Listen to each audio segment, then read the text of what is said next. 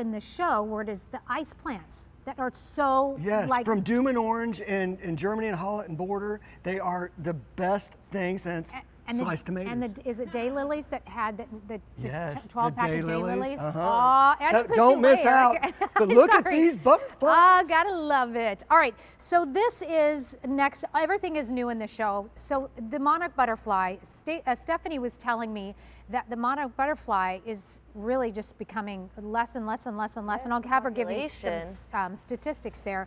But this is how we can get those butterflies back, those beautiful monarch butterflies back. This is a 6-piece native, say it? Asclepias. Thank you. Butterfly bouquet. It is on a sale price of $18.52. 5 payments of $3.70 is your easy pay. No, we don't charge you more for that, nor do we charge you shipping and handling for your Roberta's pieces, but M67127 is your item number. And this again is a 6-piece collection. Yes. Okay, so the butterfly bushes, the butterfly, in this case the bouquet, why are they important, just in general? Well, Nancy, we just spent the last 20 minutes talking about feeding us. Yeah. Well, that food would be nothing if we didn't have pollinators. Pollinators are what create all of our food, and especially this monarch butterfly. This plant is the beefsteak tomato for the monarch butterfly. It is the only plant in the world that these beautiful monarch caterpillars, that they munch on these leaves and these leaves alone. So by planting them in your garden, you are literally helping save the monarch population. What were you telling me about? Well, on the coast of California, Nancy, in 1980, it was counted that there was 4.5 million monarch butterflies. And this count takes place every winter.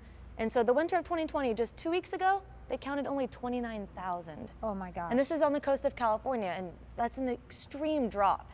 And actually by the end of 2020, the U.S. Wildlife and Fish Department is going to vote whether or not they should consider it as an endangered species. Oh my gosh. So that's what makes this collection not only, as you can see, is it a feast for our eyes and our senses, it's a true feast for the monarch butterfly and your swallowtails and your hummingbirds and all their pollinators, but it is especially important for the monarch. Yeah. All right, so 6 pieces, and they're all like, yes, with all these beautiful colors? With all these beautiful colors. So this collection, here, I actually have 2 here. Okay. You're gonna get 2 of every color. So you're getting the beautiful Cinderella pink, the tuberosa orange, and then also there is the hello yellow. Okay. And what you see here on set, we actually planted a couple collections here because you can never have too much of this Asclepias. I like to say, whether you have a balcony, an estate, or just a normal garden, everybody can plant this because you're truly beautifying your own space and you're doing your part for the environment. So you've got how many plants in here? This is one of each.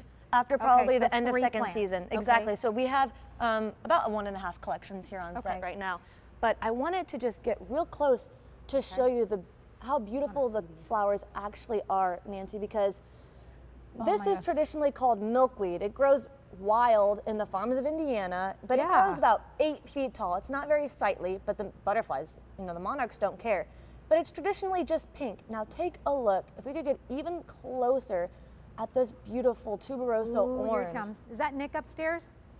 Hi, take a look. Thank you. So not only are you feeding the monarchs, but imagine being able to go outside and just taking this in your very own yard or on your balcony.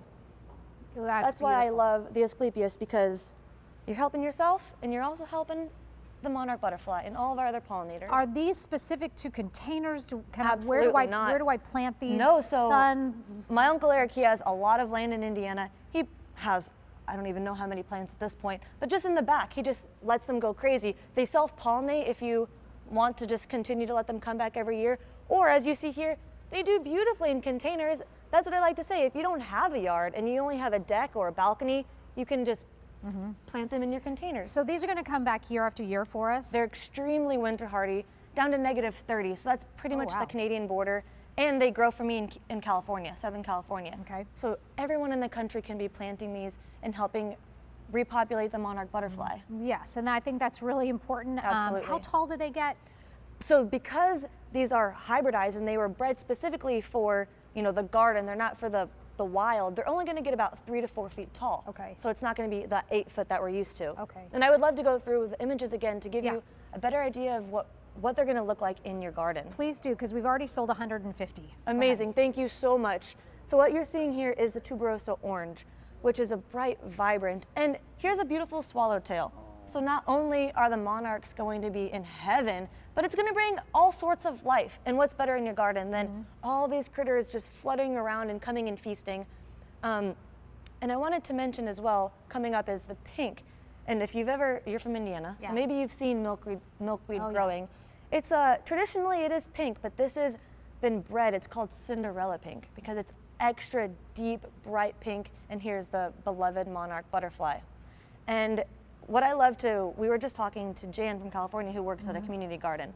My brother-in-law actually works at a community garden and they grow these, and he used it as sort of a teaching lesson with the kids because you're going to start with the plant and then it's going to come the butterfly, and then next up you're going to see this beautiful caterpillar.